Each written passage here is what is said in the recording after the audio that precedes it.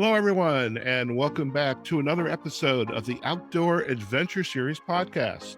The Outdoor Adventure Series celebrates individuals and families, businesses, and organizations that seek out and promote the exploration, stewardship, conservation, access, and enjoyment of the great outdoors.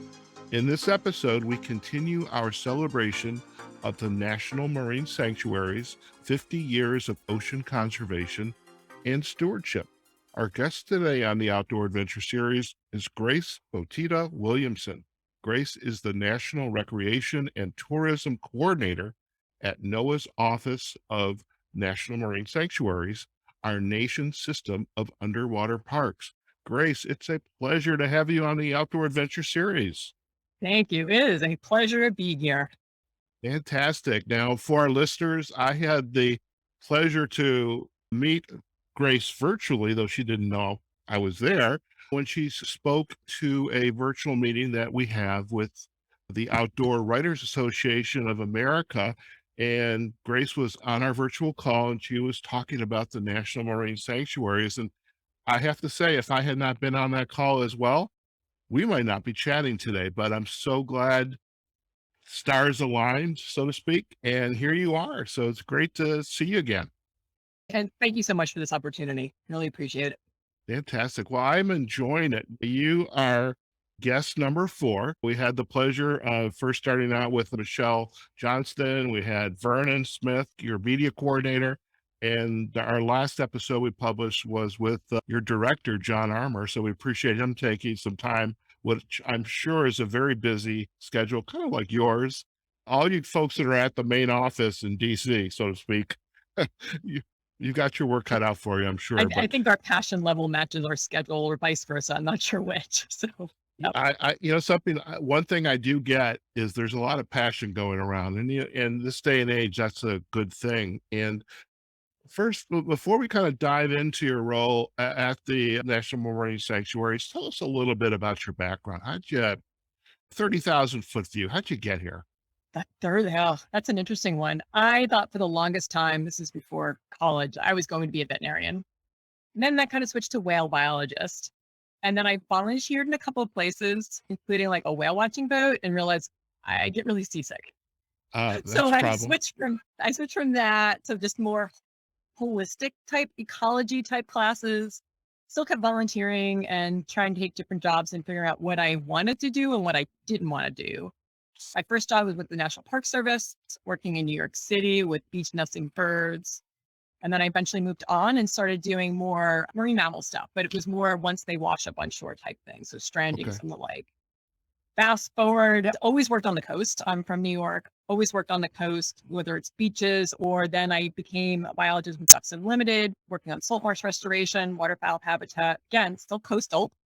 And then did a bunch of things, including working in the Department of Defense in Africa, worked in Alaska for a bit on waterfowl projects, and then came back. And I've been working for NOAA's Office of National Marine Sanctuaries for, I think this is my 7th year.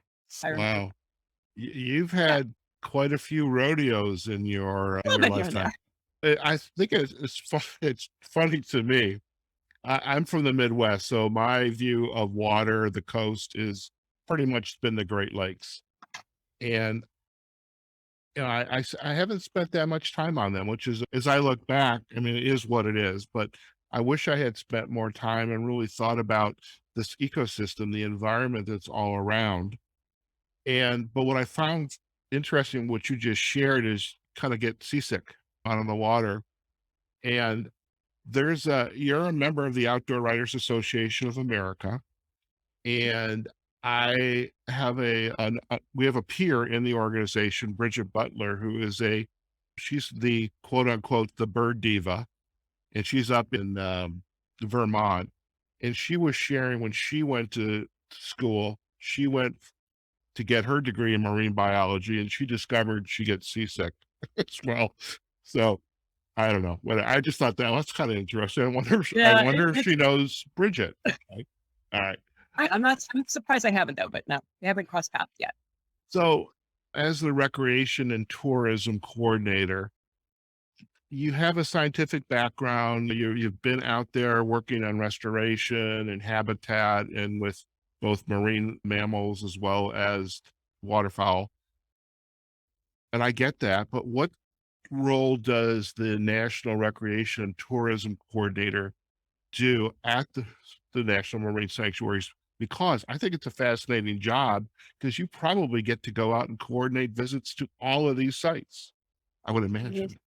Well, I wish it was that. So Okay. if you remember Love Boat, Julie, the cruise director, that's not my job, Okay. unfortunately. It's more about connecting people to places. It's that Okay. interest of resource protection, wildlife, and engaging people. And that's really my jobs have been that, even in my research stages. It's always about what can we do collaboratively, working with different people.